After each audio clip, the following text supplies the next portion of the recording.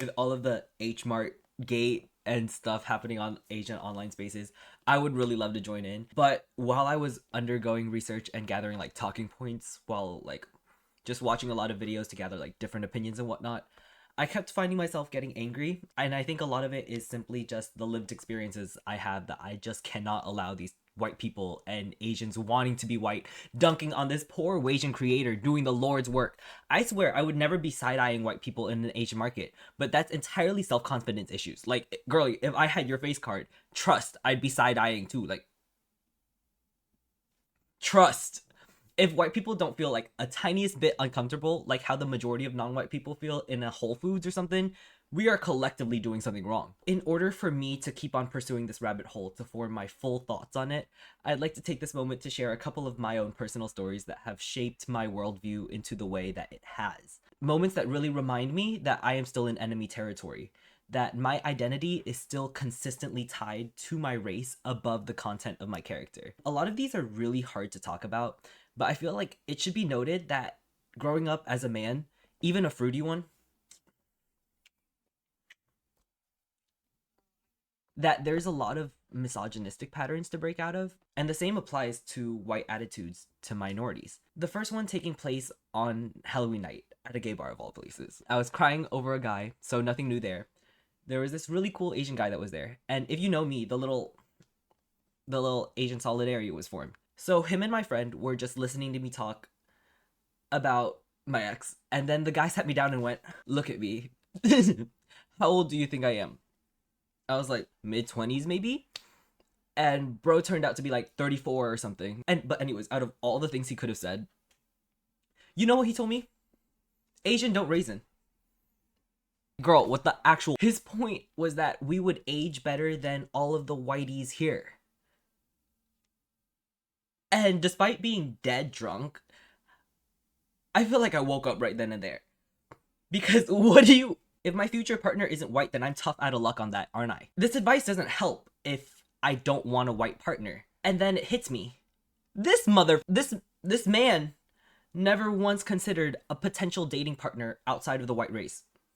The whole Asian don't raisin, black don't crack. No, we age. But the question is, who do we seemingly not age according to? These are white-centric statements where we are collectively still setting white people as the default in our own communities. And then his boyfriend, white, kept eyeing me and sticking a little too close for comfort towards me that night. Anyways, like I was up on the platform-ish. Leave me alone, this was a gay bar. And this guy would eye me, asking about my neck, asking me about my necklace, and like looking down my shirt. And for reference, this was the fit. Like, okay, you are clearly looking at me with the intent of objectifying me. I felt like that one girl from that episode in Chewing Gum where she was doing this like African dance for a guy to jerk off to, and then he shows up with his ex-wife and kids who were the same race as her. I don't know how common this is, but even though I don't have like a physical type, the physical type is basic hygiene. I love the concept of look-alike by Conan Gray. The idea of dating someone that reminds you of the best parts of your ex, or that you see your ex dating someone so similar to you, but it's not you. To me, that never meant physical appearances. Like, if I date a scrawny white guy, I'm not looking for another scrawny white guy as the look-alike. I'm looking for the quiet, soft, emotionally deep person with the piercing stare in the corner of the room. The one whose genuine smile makes the entire world pause, like we're witnessing a flower that only blooms once a year. I'm looking for the person who understands their limits and works on what they can and lets go of what they can't. That's the look-alike I imagine when Conan Gray says, "When you look at his eyes, do you think of mine?" For the fact that they both had Asian eyes or like white eyes, you piece of... Which, by the way, at one point in time, I had a racial hang-up where I would specifically not date white guys. Yeah, I was that level of woke. I do think that was something I needed to adjust, because even not dating white people was white-centric. Like, I was still having a white-catered mindset, even in avoiding them. There was a guy, white guy, who slid into my DMs, and he managed to convince me that he was Asian, that he was half Filipino, just to get my attention. And I cannot make this... I cannot make this up. He's white. He just had a lot of Asian friends. And then he ended up dating, or I don't know, seeing for a period of time one of my Asian Instagram mutuals that I really looked up to. Like that man is my Pinterest board. Mind you, also Asian gay twink. Absolutely fiendish. Terrible. But that leads me into the next one. Another time I was talking to this Indian guy and we were talking about like restaurants in the city, restaurant recommendations. Very normal conversation. I was like, oh yeah, where we are, like the city, it doesn't have great Vietnamese food. But I really like that one place that has like the stupid $27 bowl of pho gat. But it's a place I go to a lot because it has like my comfort food, and the ginger fish sauce literally cures everything. And he immediately went on about how he loves pho and he thinks Indian food, especially North India where he's from, he has too many spices in everything and that he doesn't like it. And I remember this conversation lasting for so long while he was just absolutely glazing up Vietnamese food, and I was like, huh, this kind of reminds me of how one of my Asian friends talks to white people. The whole, oh, I love fish and chips. I've never had chicken adobo. What? You like kimchi and rice? You eat Asian food better than me. Why are you putting down your own culture's food? The people I respect the most are people who know what they like and don't like in food. If you don't like garam masala, just don't add the spice to your food. I don't like bean sprouts. I don't know what it is, but I cannot stand it unless it's heavily blanched, but I'd never blanch my own bean sprouts because the smell of blanching bean sprouts makes me nauseous. So I just, when I have a bowl of pho, I just don't freaking add it. A big test that I have personally on how connected people are to their own culture is how strict they understand their own eating preferences when it comes to eating cultural food. Performative Asians will be out here eating anything white people thinks is cool or trending. Like, bro, you used to be the one ordering chicken at the K-barbecue group. All of a sudden, Erica the K-boo shows up and you're cooking and plating her up some samgyeopsal. Other ethnic groups have been telling Asians for years, and the Asians dying for white acceptance just never listen. White people will consume without nuance. Reflection is rare enough. Systemic collective self-reflection, it's not gonna happen. We see this every time there's a new alt-right pipeline or a liberal podcaster switches up. It's because what happens is people would rather hide themselves to not be perceived as racist rather than open up and reflect on their own internalized racism. Being racist is not a personality trait. It's an action. And the best way that I can explain this is that I am still a man. Sometimes when I catch myself with a thought process of scrutinizing a woman or perhaps even hating one, I have to really dig it deep into why. And this is gonna be super K-pop stan of me to dig into, but the biggest example I can give right now that happened recently is Soyeon from Idol. She's been a big name for a really long time, and she's even breaking out farther into that and increasing her image by becoming even like a really well-respected music producer. Like, she's just essentially becoming an all-around big name in the industry. But for a while, since she started doing those things, her popularity has been going down, and I started to unfollow her as well. After a while, I had to like sit down and ask,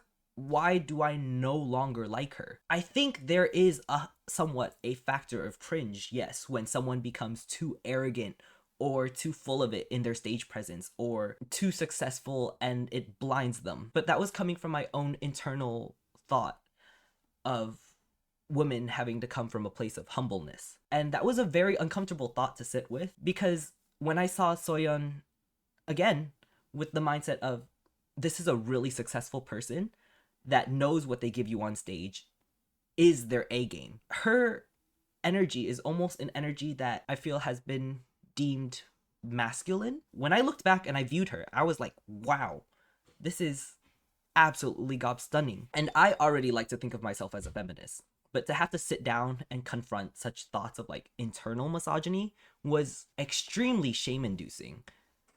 And I think the fact that when shame is not processed right, it would lead people down very dangerous thought processes. It is quite shameful to ask oneself like what thoughts make you hate or uncomfortable with certain topics. A gym rat guy that I hung out with recently told me he's upset that some girls will go to the gym only to performatively exercise when they think that the guys are watching. The thing is, he's the one who performs nearly every single time there's a man that he finds attractive around.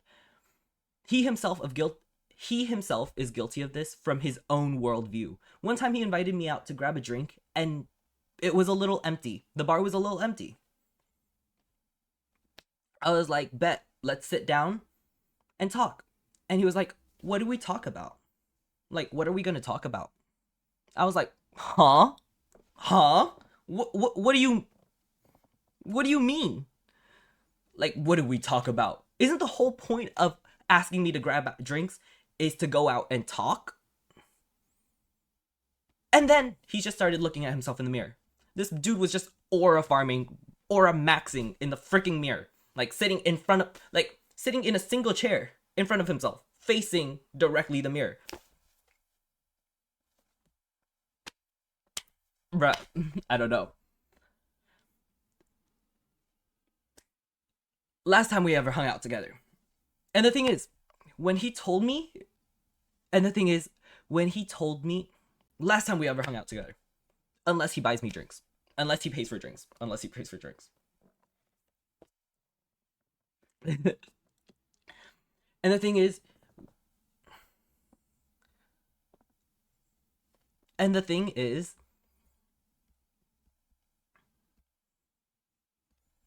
oh shit, where am I? And the thing is, when he told me about the gym girls, I pointed it out to him that he's the one that performs in front of guys. And like, maybe this is just like projection, you know? I pointed it out to him, but he was just like, damn, I guess I better just stop doing all things I like then, like go to the gym. No. Like, he's a little femme. He was like, damn. He was like, damn, I guess I should just stop doing all the things I like then, like going to the gym.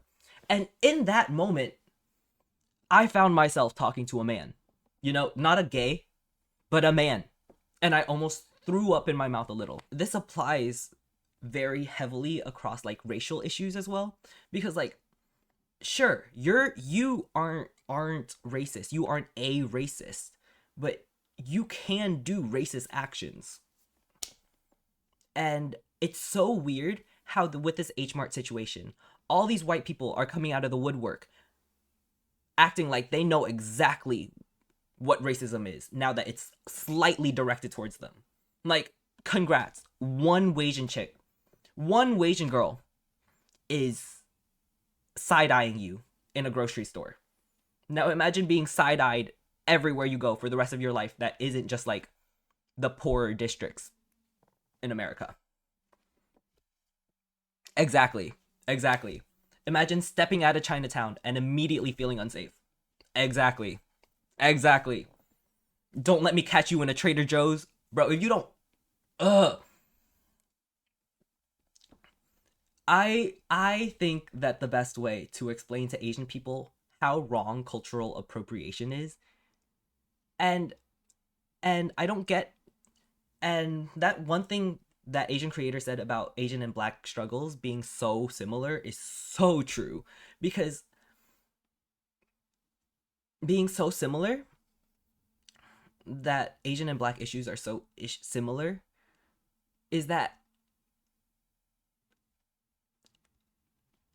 and I find it so weird that so many Asian people still struggle to see it, because I think the best way to explain to Asian people how wrong cultural appropriation is through Orientalism. And sure, a lot of Asian people will see this and go, well, I think it's a good thing that I think it's a good thing for white people to absorb our culture. They are thieves. They will take it, and they are thieves. They will consume. Besides the point, the best way to explain it is to take a look at how some Asian people predominantly consume, is to take a look at how some Asians consume predominantly Black culture, hip hop or whatever. And if the thought of our culture being treated the same way Asian people treat Black culture bothers you in some way, then that's your own answer to search for right there. And I will be having more in-depth, like less ranty videos coming up about obviously like the H Mart gate, but also All Day Projects, Tarzan, and Kiss of Life as well. So yeah, subs.